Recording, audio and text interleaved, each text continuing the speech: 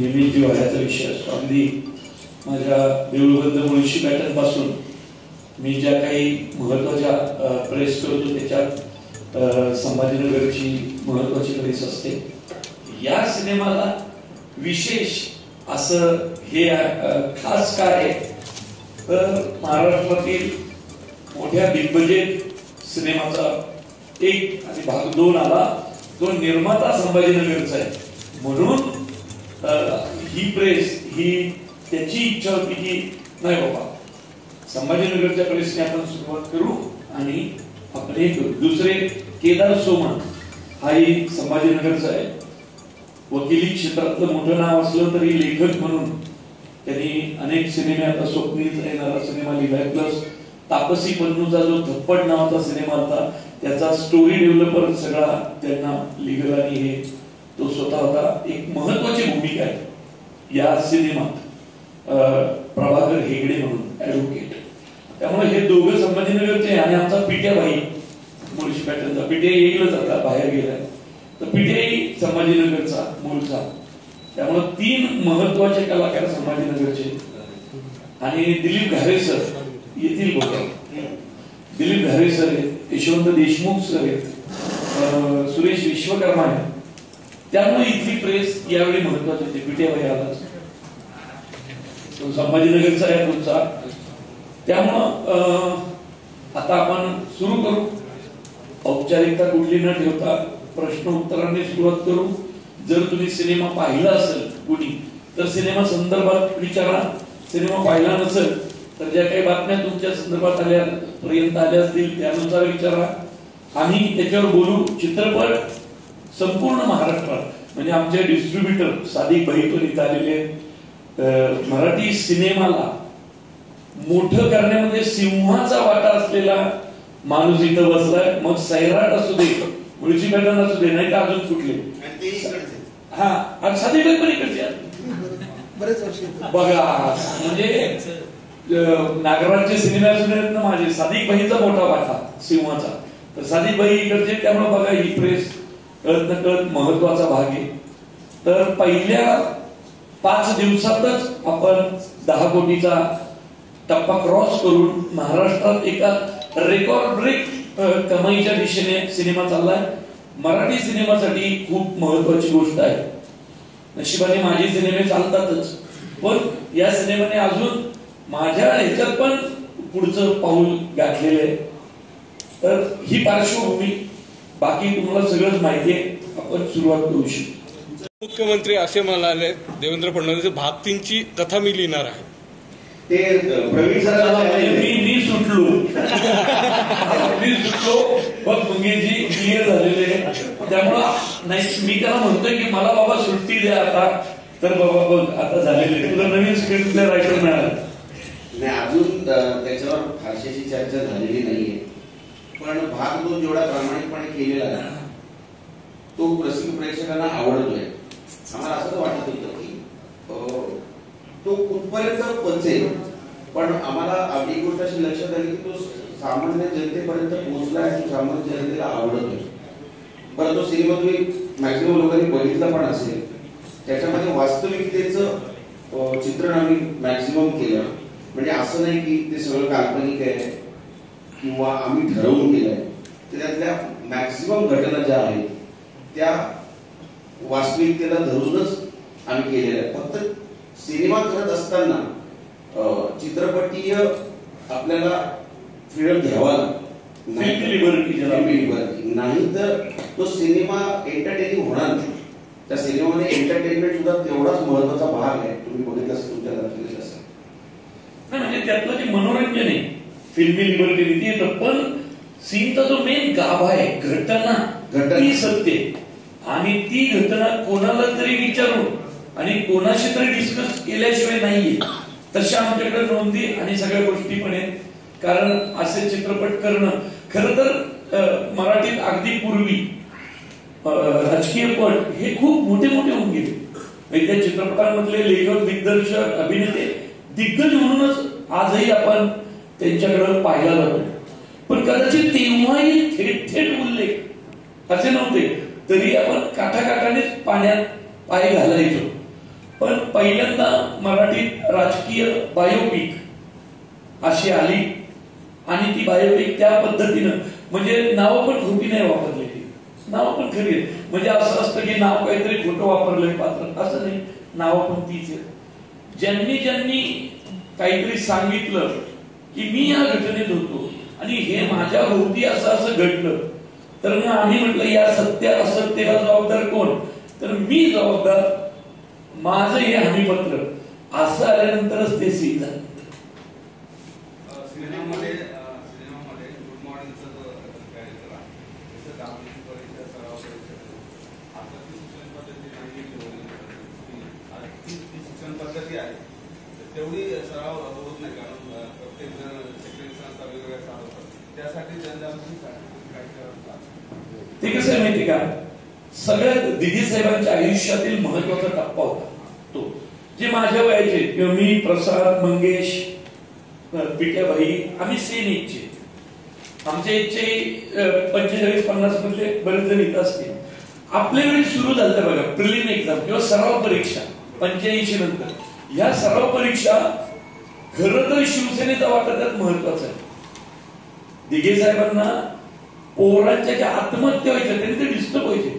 आनंद काका म्हणून ते खूप प्रसिद्ध होते, ते क्रिकेटचं किट पण वाटायचे. तर ना त्या लहान पोरांचं दुःख आपण कधी सोडवणार राजकारणी, का आपण आयुष्यभर सत्ता आणायच्या, सत्ता पाडायच्या, महापौर.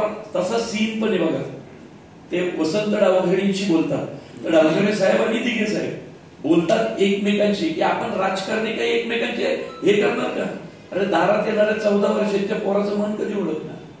त्याच्यासाठी तो सीन केला आणि चांगला मुद्दा मांडला की त्या सराव परीक्षा झाल्या पाहिजे. आपलं काय होतं, आपली शिक्षण पद्धत एक्झामला लय भसकेने अंगावर सोडते. पोरं जून जुलै ऑगस्ट तर पीटीची लेक्चर्स ह्याच्यातच जातो, डिसेंबर जानेवारीचं गॅदरिंग मध्येच जातो, दिवाळी, ईद, नाताळाच्या सुट्ट्यामध्ये येतात आणि एकदम परीक्षा येते सातकेने. तर ही कोणीतरी मोठं दाखवण्याची हिंमत ना आमच्यात आहे ना या महाराष्ट्रात कुणात आहे.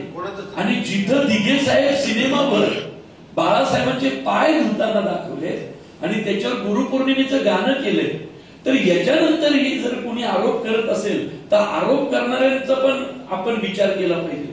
म्हणजे चित्रपट पाहिल्यानंतर ज्यांनी पाहिलाय त्यांनी, न पाहिलेले लोक काही प्रश्न. खासदार संजय राऊतांनी सरळ आरोप केला. नाही, हे बघा, राऊत साहेब काय किंवा तिकडच्या पार्टीतले लोक काय, राजकीय माणसांचं आपण सोडून देऊ, ते एकमेकांवर आरोप करत राहणार आहेत. उद्या मी अयोध्येचा राजा बनवला तरी ते आरोप करतच राहणार आहेत एकमेकांवर. असं नाही, तुम्हा पत्रकारांना वाटलं का कुठं असं सिनेमा पाहून पुन्हा पत्रकाराला किंवा सामान्य नागरिकाला वाटलं का, हे माझ्यासाठी खूप महत्वाचं आहे. राजकीय पदाधिकारी आज महाराष्ट्रातली परिस्थिती पाहता कोणी कोणाचं कौतुक करेल असं वाटत नाही. इथं बाळासाहेबांच्या पुढं हिंदुत्व हा विषय घेऊन कुणी नाही महाराष्ट्रात कोणी असं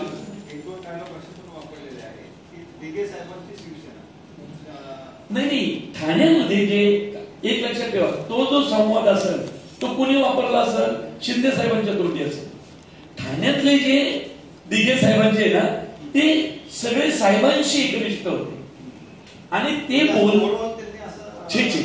असं होऊ शकत नाही. आणि संवाद असा नाही आहे साहेब मी आपली शिवसेना असा शब्द आहे, माझी किंवा कुणाची डेअरिंग पण नाही असं लिहायची. कित्येकदा काय होतं आपल्याकडं, जसं पुण्यातल्या पत्रकारांचे माझी तर त्यामुळे चिडचिड पण झाली. कुणीच सिनेमा पाहिला नव्हता.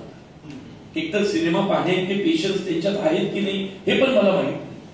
मुळशी पॅटर्नच्या वेळी पण त्यांनी असंच केलं की सिनेमा शेतकऱ्यांच्या हितासाठी होता, शेती इकायची नसते, राखायची असते. तर ह्याच्यावर त्यांनी गुन्हेगारांचा पिक्चर म्हणून आधी धक्का मारला होता. बहुधा त्यांचाच हेतू होता की शेतकऱ्यांनी हा पिक्चर पाहूच, कारण आम्हाला त्यांना लुटायचं, आम्ही लुटत राहू. तात्पर्य काय, सिनेमा पाहून त्याच्यावर भाष्य केलं पाहिजे. आता राऊत साहेब काय म्हणाले, ह्याच्यावर तर भाष्य करणे कमी मोठा नाही, कारण ते एका राजकीय पक्षाचे मोठे प्रवक्ते, इकडं मोठमोठी लोक आहेत. तर राजकीय पक्षाच्या कुठल्या मोठ्या नेत्यांनी काय बोललं याच्यावर भाष्य करणे इतका मी मोठा नाही आणि मी करणार नाही. पण माझा चित्रपट पाहून जर तुम्हाला असं वाटलं तर तुम्ही मला प्रश्न विचारू शकता. सिनेमामध्ये सीन पण आहे तसं की राजकीय पक्षाचे कार्यकर्त्यांचा सन्मान करायला. वा बघा, म्हणजे तुम्ही सिनेमा पाहिलाय, ज्याने सिनेमा पाहिला ना तो या सीनवर बोलेल की दिघे साहेबांचा सीन आहे की बाबा काँग्रेसचे कार्यकर्ते शिवसेनेचे कार्यकर्ते यांच्यात भांडणं होती आणि पिठाभाईचाच सीन येतो. तर हेमंत पवार नावाचं कॅरेक्टर मारायला लागतं, तसं दिघे साहेब चिडतात, तो पण तुझ्यासारखा कार्यकर्ता आहे, एका कार्यकर्त्याने दुसऱ्या कार्यकर्त्याचा सन्मान करायला शिका. तर हे महत्वाचं आहे. आणि आज जी परिस्थिती आहे त्याच्यात तर कार्यकर्त्यांनी एकमेकांना सांभाळलं पाहिजे. ज्याने सिनेमा पाहिला तो या सीनवर बोलेल. खूप महत्वाचं आहे ते तुम्ही बोलता ते. सिनेमामध्ये एक डायलॉग आहे, बाळासाहेबांचे वारसदार राज ठाकरे हा उद्धव ठाकरेंना काउंटर करण्याचा प्रयत्न आहे. हे बघा, मी तुम्हाला तेच सांगतो, उद्धव साहेब किंवा बाळासाहेब किंवा राजसाहेब यांच्यावर बोलावं, त्यांच्यावर मी एवढं म्हणजे माझी पात्रता तरी आहे का? तिथं दिघे साहेब आणि राजसाहेब यांचे संबंध खूप जवळचे होते. म्हणजे हे ज्यांना माहिती आहे, जे राजकीय पत्रकार आहेत ते ह्याच्यावर जास्त चांगलं बोलू शकतात. तर दिघे साहेब आणि राजसाहेबांचे जे संबंध होते त्याच्यावर शिंदे साहेब बोलतात, असा तो संवाद आहे. शिंदे साहेब बोलतात असा संवाद आहे. अजिबात तो या साहेबांना किंवा त्या साहेबांना काउंटर करण्याचं नेबर अजिबातच नाही. मग याचा प्रश्न आहे की विरोधकांना तुमचा सिनेमा काही पसरलेला नाही, कारण त्यांनी जेव्हा सिनेमा रिलीज झाला तर विरोधातच सगळं म्हणजे कळतंय पण ओळख नाही, अशी परिस्थिती त्यांची झालेली आहे. तर काय सांगाल? एक पक्का पाठ करून आले तर पिक्चर माझं सिनेमा जेव्हा धर्मवीर पार्ट 1 केला तेव्हा सुद्धा तो अत्यंत जेन्युइन पद्धतीने आम्ही बांधला होता आणि पार्ट 2च्या वेळेला सुद्धा अत्यंत जेन्युइन पद्धतीने आम्ही बांधला. आता बघा, म्हणजे मगाशी जसं प्रवीण बोलला, अयोध्येचा राजा जरी केला तरी बोलणारे बोलणारच आहे. माझं असं म्हणणं आहे की या सिनेमाकडे तुम्ही राजकीय न बघता याच्यामध्ये एंटरटेनिंग व्हॅल्यू पण आहे ती बघा आणि वास्तविकता काय आहे. देवाला मानायचं की नाही मानायचं हा प्रत्येकाचा इंडिव्हिज्युअल प्रश्न आहे. पण आपण देवा फोटो जर आला आपण देवाकडे बघतो ना, त्याला मानायचं की नाही मानायचं हा आपला इंडिव्हिज्युअल प्रश्न आहे. पण आपण बघतो. तुम्ही हा सिनेमाला विरोध करायचा आहे म्हणून जर करायचं ठरवलं असेल तर आपण काहीच करू शकत नाही. पण एकदा तुम्ही सिनेमा बघा, बघितल्यानंतर जर तुमच्या गोष्टीची लक्षात आली की हे असं काहीच घडलं नाही आणि याचे आमच्याकडे पुरावे तर आपण बोलू शकतो. पण हे घडलंय, हे असं सगळं आहे, हे वास्तविकतेला धरून आहे, हे आम्हाला माहिती. आणि मी म्हटलं ना, जसं मागे पण मला विचारलं होतं की ट्रोलर्स बद्दल काय तुम्ही बोला, ट्रोलर्सचा चेहराच नाही. मी त्यांना हे सांगूच शकत नाही की तुम्ही करू नका, कारण त्यांना चेहराच नाही. कोणाशी बोलू? जे प्रोफाईल लॉक आहे त्याच्यावर आपण बोलणार नाही. काय बोलू शकतो ते प्रोफाईल लॉक? म्हणजे तुम्ही आता मला प्रश्न विचारला म्हणून मी तुमच्याशी बोलू शकतो, आपण डिबेट करू शकतो. कदाचित तुमचं घर होईल, कदाचित माझं घर होईल, कदाचित न्यूट्रल लेवलला संपतील, पण याला चेहराच नाही. जसं जर महाराष्ट्रात असं काहीतरी घडलंय तर ते सिनेमात यायला नको का? हे जर 25 वर्षापूर्वी जब्बार पटेलांनी केलं असतं तर कौतुक केलं असतं. त्यावेळेची मीडिया डोक्यावर घ्यायची त्यांना का? तर अरे काय राजकीय पट आणला म्हणजे काय? आपण मराठी माणसांनी सिनेमे डायनिंग टेबलवरचेच करायचे का? मी मुळशी पॅटर्न केला, आईला माझ्या मागच लागले सगळे गुन्हेगारीवर पिक्चर. म्हणजे काही मराठी माणसांनी तोपर्यंत मराठी माणसं काय सोहळ्यातच फिरायची का काय महाराष्ट्रात? बापरे, अशी आपण असं नव्हतं. मुळशी पॅटर्नच्या आधी काही घडलं नाही तसे प्रसंग. मी फक्त आरसा दाखवतो.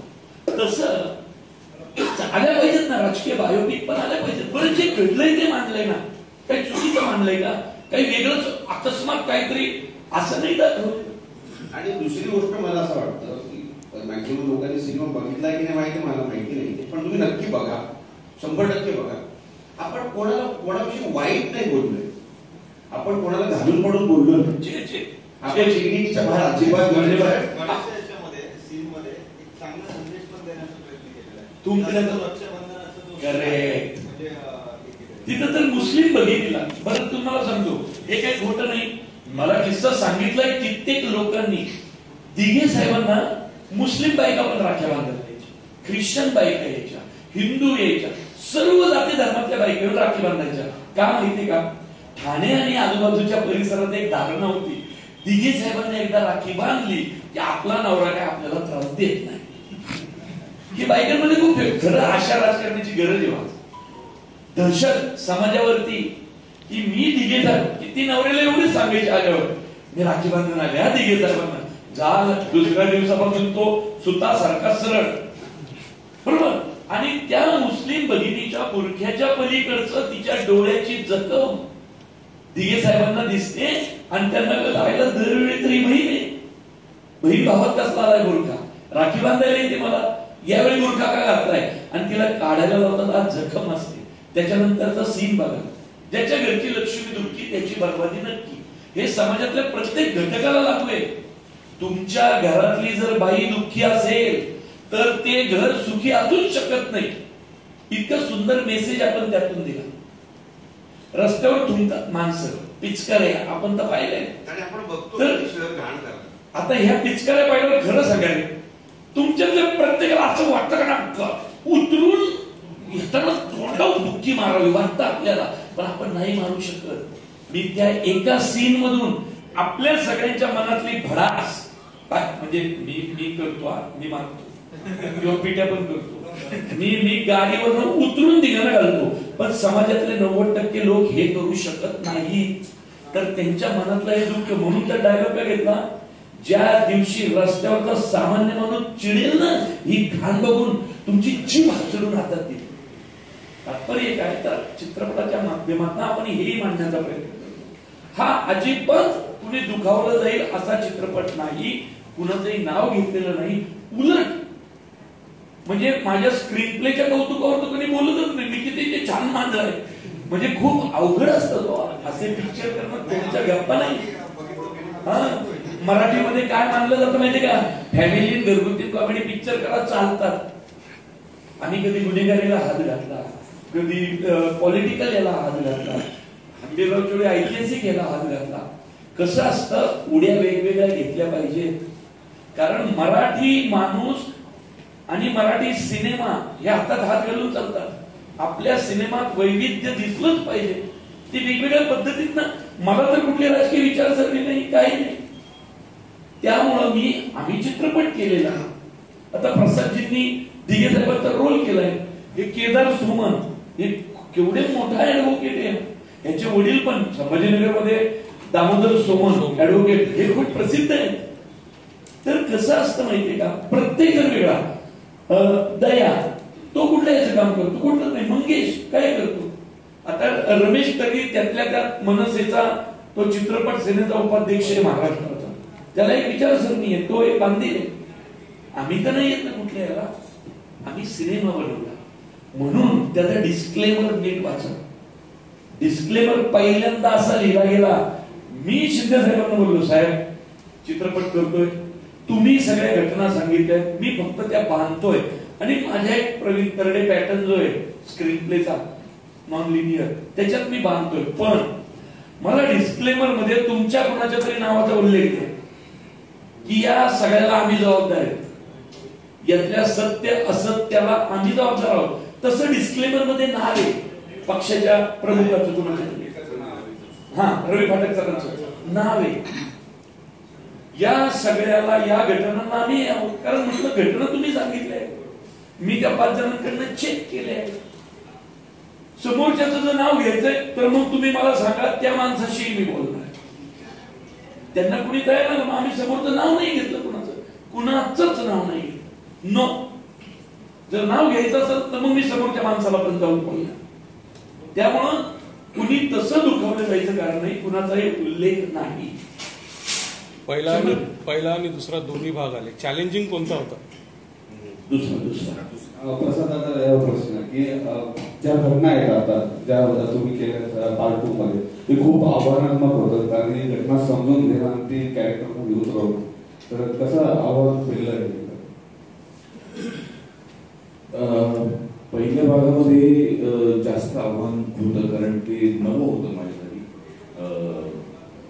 म्हणजे ती दाढी ती मिशी धोबी पेंचर हे सगळं नवं होतं. त्यामुळे पहिला भाग माझ्यासाठी जास्त आव्हानात्मक होता.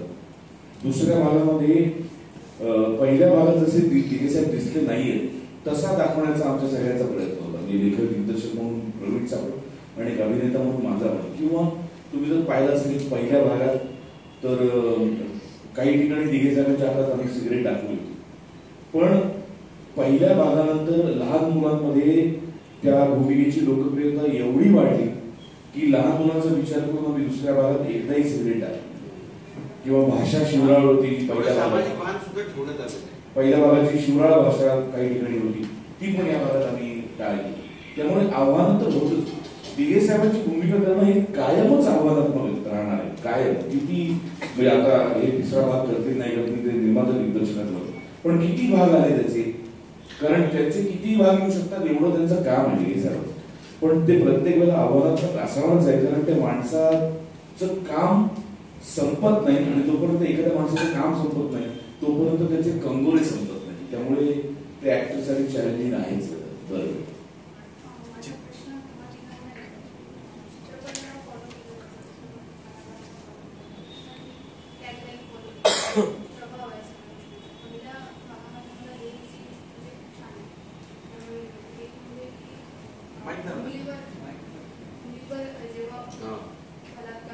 त्यावेळेस त्यांनी घेतलेली ऍक्शन.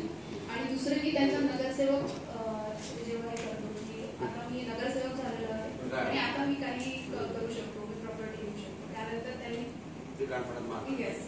तर आता जेव्हा जी पॉलिटिकल सिच्युएशन आहे आणि सामाजिक सिच्युएशन आहे तर ह्याला आम्ही शोधून तुम्ही अशा याच्यावर पुढे काय कराल का, किंवा तुमच्या वैयक्तिक मध्ये मला जाणून घ्यावं की सातत्याने घटना घडतात महिलांवर अत्याचाराच्या, त्याला एक पॉलिटिकल रंग दिला जातो. हा प्रश्न नाहीये की आता सत्तेत कोण आहे, सत्ताधारी असो जो किंवा विरोधी, फक्त एका गोष्टीचा इश्यू केला जातो आणि त्यावर चर्चा होते, निष्पन्न काहीच होत नाही. बदलापूरची घटना झाली, काहीच झालं नाही. तर ह्या विषयांवरही आपण यापुढे काही असे सिनेमा काढणार का ज्याच्यातून एक स्ट्रॉंग मेसेज आहे सगळ्यांना. बघा, मुळात तुम्हाला तर माहितीच आहे, माझे सगळे सिनेमे पहा, मी अशा मातीतून आलोय ना किंवा अशा सामाजिक भौगोलिक परिस्थितीतून आलोय की मला नुसते मनोरंजनाचे पिक्चर करण्यात रसच नाहीये. मला तसं करायचं पण नाही. मग माझी भरपूर शेती आहे, मला शेतीतनं पण उत्तम उत्पन्न आहे, तर मी ते जाऊन तेच करेल. मी सिनेमा झाला की नाही तरी शेतीच करतो. ज्या विषयाला सामाजिक भान आहे तोच विषय करणार. आता पुढचं तर मंगेशने एक मला आव्हान दिलंय खरं तर त्या ललिता बाबर नावाच्या आपल्या एक धावपटू होत्या बघा, ज्यांच्या घरी खायच्या परिस्थिती नव्हती, अशी पोरगी रोज पळत शाळेत जायची. आणि म्हणजे रोज 9 का 10 किलोमीटर शाळा होती तर रोज पळत जायची आणि पळत यायची. शाळेत कुणी जायच्याच नाही पोरी, कारण शाळाला, पण एक पोरगी रोज पळत जायची पळत यायची. तिने त्या पळण्याला स्वतःची ताकद बनवली आणि देशाला गोल्ड मेडल आणलं. चायना वुहान मध्ये जी एशियन गेम झाले त्याच्यात. त्याला काय वाटलं म्हटलं मला काय माहित नाही प्रवीण, असा पिक्चर करायचा ना की या शहरातली ग्रामीण भागातली प्रत्येक पोरगी रस्त्याने पळत सुटली पाहिजे, देशाला गोल्ड आणलं पाहिजे. कारण जर सामाजिक भौगोलिक अत्यंत बिकट परिस्थितीतून मी येऊन देशाला गोल्ड देऊ शकते तर ही स्त्री समाजाची प्रेरणा का नाही होऊ शकत.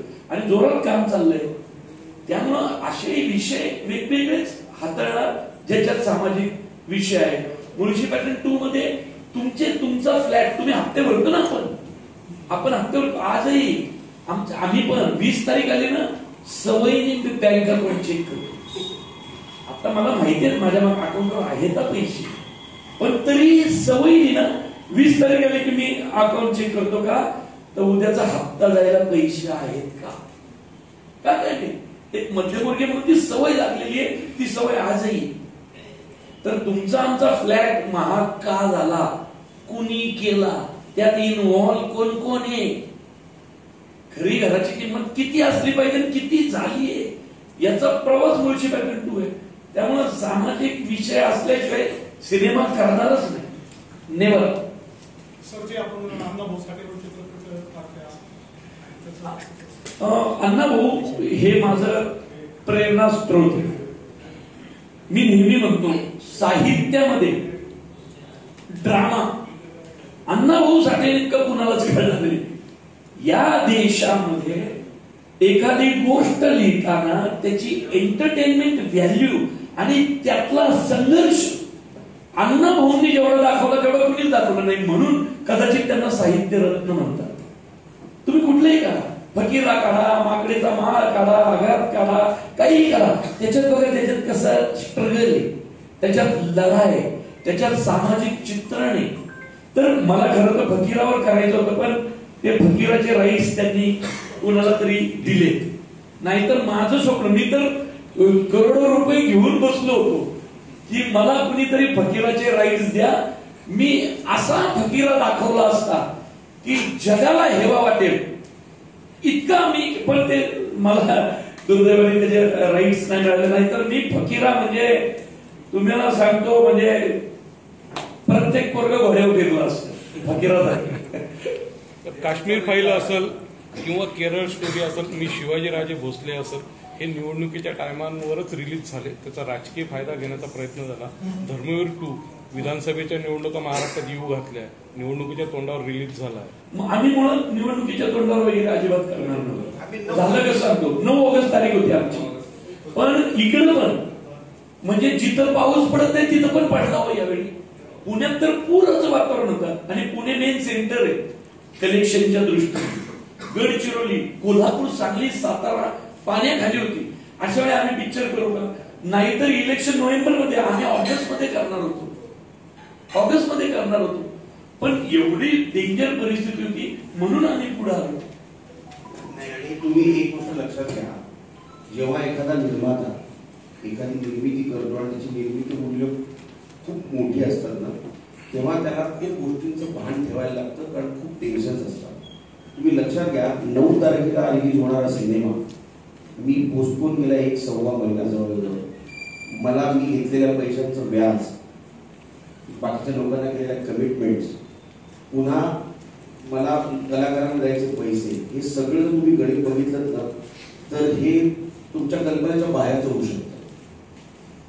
9 तारखेला सिनेमा रिलीज न करण्यामागचं कारण प्रामाणिकपणे आणि 100% सांगतो, इतका पाऊस पडत होता सगळीकडे, एवढी चांगली कलाकृती केलेली आहे, ती रसिक प्रेक्षकांसाठी केली, त्यांना बघण्यासाठी केली आहे. अशा वेळेला आम्ही त्यांना आग्रहाने थिएटरमध्ये आणणं चुकीचं आहे.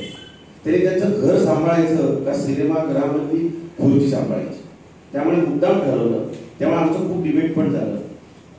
मी एकटाच नाही ना, माझे पार्टनर जी स्टुडिओज पण आहे, आमचं असं पण झालं की नाही आपलं खूप नुकसान होईल, हे होईल, म्हणून नाही, काय हरकत नाही, नशिबात जे असेल ते कुठेच जात नाही, ते नशिबाचं नशिबात येणारच आहे.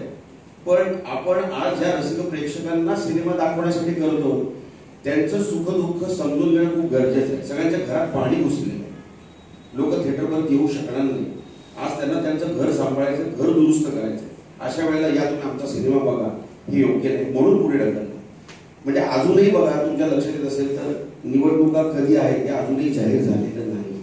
त्यामुळे निवडणुकीच्या तोंडावर आणणं वगैरे असं अजिबात नाही. पण याच्या पुढे जर आम्ही सिनेमा रिलीज करायला ठरवला असता तर खूप मोठमोठे हिंदी फिल्म्स येत आहेत. आमच्याकडे सगळा चार्ट येत असतो की कुठल्या महिन्यात कुठली फिल्म रिलीज होणार आहे. आता बघा तुम्ही 10 तारखेपासून मोठमोठ्या फिल्म रिलीज आहेत. या मोठमोठ्या फिल्म मध्ये आम्ही किती टिकणार? बरं, दुसरी गोष्ट, त्यात मराठी सिनेमा पण येणार, म्हणजे मराठी सिनेमाचा पत्ता कट करायचे किती चुकीचं आहे. खरं तर 20 तारखेला आम्ही करणार होतो सिनेमा, आम्ही केला नाही, कारण सचिन पिळगावकर त्या माणसांनी इंडस्ट्री आणली होती. अशोक सराफ, सचिन पिळगावकर रामले, म्हणून आज आम्ही सिनेमा करू शकतोय. तर आम्ही त्यांच्याबरोबर करणार नाही, म्हणून आम्ही पुढे आलो. आणि ते दुरुस्तानी, म्हणजे असं नाही की सचिन पिळगावकर म्हणजे आत्ताच कधीतरी आले, ते दुरुस्तानी, त्यांनी मराठी इंडस्ट्री मोठी केली, त्यांना मान दिलाच पाहिजे. आणि सगळ्यात महत्वाची लॉजिकली त्यांनी आधी तारीख डिक्लेअर केली, पण त्याच तारखेला आम्ही येणं हे याच्यासारखा मोठा गुन्हा नव्हता. त्यामुळे आम्ही ठरवलं की आपण 1 आठवडा पुढे जाऊ. त्यांच्याशी कन्सल्ट केली, मी त्यांची परवानगी घेतली. सचिन, मी 20 तारखेला यायचं होतं, पण 20 तारखेला येणार नाही, मी 27ला करू करेन. त्यामुळे काही हरकत नाही बाळा, तू कर 27ला. म्हणजे प्रत्येक गोष्टीत आम्ही जेन्युअनली राहायचा प्रयत्न केलेला आहे. मी पुन्हा सांगतो, या सिनेमातनं कोणाचं मन दुखवणं हा अजिबात आमचा हेतू नाहीये, पण या सिनेमातनं वास्तविकता दाखवणं हा आमचा नक्कीच हेतू आहे. शेवटचा एक प्रश्न, याच्यात एक डायलॉग असा आहे, सावरकर समजण्यासाठी देशभक्त व्हावं लागेल. उद्देश काय? अरे बापरे, उद्देश वाक्यातच नाही, सावरकरांच्या बाबतीत महाराष्ट्रात 2 विचारधारा आहेत. नाही, तेच तर मी त्याच्या सीन मधून मांडलंय. बरं, तो सीन मी बनवलेला नाही आहे, ती सत्य घटना आहे. ती सत्य घटना आहे. ठाण्यातली सावरकरांचा चालू देखावा काढायला लावला होता आणि त्याच्या विरुद्ध दिघे साहेबांनी दुसऱ्या दिवशी येऊन तो देखावा दुप्पट केला आणि म्हटले ज्याच्यात दम असेल त्याने येऊन आता काढा. आपल्याकडे काय होतं माहितीये का, महात्म्यांना आपण वाटून घेतले, आपला तो दोष नाही. आज आपण आणि हे गांधी जयंतीला बोलतोय, हे महत्वाचं आहे. म्हणजे महात्मा गांधींचं योगदान तर जगाने मान्य केलंय, पण कुणीतरी त्यांच्याबद्दल बोलणार, कुणीतरी सावरकरांबद्दल बोलणार. काय हो, सावरकरांचं जातीपाती मिटवण्यासाठीचं काम सावरकरांनी इतकं मोठं आहे का कुणाचं? ज्यांनी सावरकर नीट वाचलाय त्यांना ते कळेल. सावरकरांनी जे भोगलं, जे कष्ट भोगले ते भोगले, पण कुणीतरी राजकीय फायद्यासाठी या नेत्यावर बोलतं, पलीकडचे मग राजकीय फायद्यासाठी त्या नेत्यांवर बोलतात. त्यामुळे याला ही राजकीय संस्कृती जबाबदार आहे. आणि कित्येकदा कसं होतं, मला बोलायचं पण नसतं, पण आता तुम्ही आमच्या श्रद्धास्थानावर बोलताय ना, मग आम्ही तुमच्या श्रद्धास्थानावर बोलणार, असं आपल्याकडं. म्हणून याला जबाबदार ही राजकीय संस्कृती, आणि सामान्य माणूस नाही करत. आणि मला सांगा, म्हणजे स्वातंत्र्यवीर सावरकर किंवा महात्मा गांधी यांच्यावर बोलणे ते आपण खरंच मोठे आहोत. आपण एवढं भोगलंय ना, त्यांनी त्यांच्या पद्धती त्यांच्या विचारधारेनुसार सगळं केलेलं आहे. ते एका बियॉन्ड द लिमिटच केलेलं आहे. आपण त्यांच्यावर बोललं पाहिजे. आणि मला वाटलं म्हणून थोडेच लिहिले ते, असंच्या अशी घटना घडली, तिथं ती घटनेत उपस्थित स्वतः आताचे राज्याचे मुख्यमंत्री होते. ही आम्हाला त्यांनी सांगितलेली घटना आहे. मग मी सेम घटना 10-12 लोकांना विचारली, सगळे म्हटले हो. दुसऱ्या दिवशी ना दिघे साहेबांनी असा देखावा असा दुप्पट मोठा केला होता आणि म्हटले या याला बंद पाडायचंय त्यांनी. त्यामुळं असं काही नाही, जे घडलं ते जसंच्या तसं दाखवलंय त्या सिनेमात. आता बघा ना, आता गंमत बघा, नथुराम गोडसे नाटक सगळ्यांना माहिती बंद पाडलं होतं. 98-99 जे पत्रकार जुने आहेत त्यांना तर माहित असेल. नाटक सुरू केलं की दिघे साहेबांनी, त्यावेळेचे ते आमचे त्याचे निर्माते उदय धुरत गेले दिघे साहेबांकडे, बसले आणि त्यांनी पुन्हा नाटकाचं ते वाचन केलं होतं आणि सुरू केलं. बरोबर की नाही? पण त्याच दिघे साहेबांनी फक्त काँग्रेसची किंवा अमुक एक विचारसरणी विरोध करते नथुरामला म्हणून मी सुरू करणार असं नाही. ज्यावेळी हिंदुत्ववादी संघटनांनी यदाकदाचित बंद पाडलं, त्यावेळी यदाकदाचित पण दिघे साहेबांनी सुरू केलं. दिघे साहेब काय म्हणायचे, हे का ते मला मान्य नाही, नाटक आहे, झालं पाहिजे. त्यामुळे ज्या दिघे साहेबांनी नथुराम सुरू केलं त्याच दिघे साहेबांनी यदाकदाचित पण सुरू केलं. आणि त्याच दिघे साहेबांनी तिथंच, आणि ते मी मला जे ऐकलं तेच मी लिहिलंय की कार्यकर्त्याचा सन्मान करायला शिका. तो त्याच्या पक्षाचं काम करतोय, ना. बरं, तो धर्मांतरणाचा सीन आहे, त्याच्यात पण ते काय म्हणतात, बायबलला नमस्कार करतात. आपण तिथं असं कोणाचा अपमान वगैरे दाखवलं का, त्या फादरला गचरडी असं दाखवलं का? नाही. उलट ते काय म्हटले, उलट या फादरचं कौतुक केलं पाहिजे की तो त्याच्या धर्माचं काम करतोय 7 समुद्र पार येऊन. मला पण आवडेल असं काम करायला. आपण कौतुक केलं.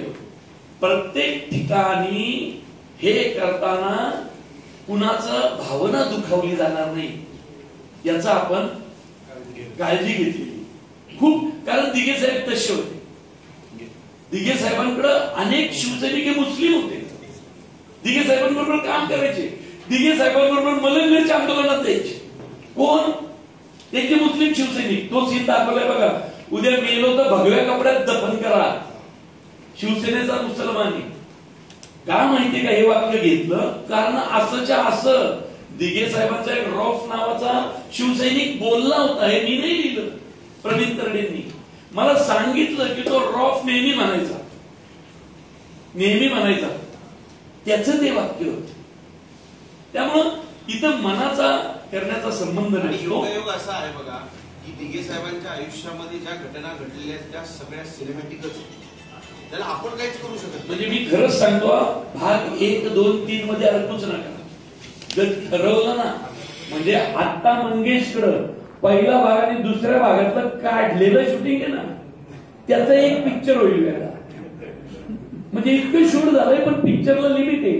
आणि त्यात आपल्याकडे या आर्ट सिनेमावाल्यांनी आपल्याला गंडवले.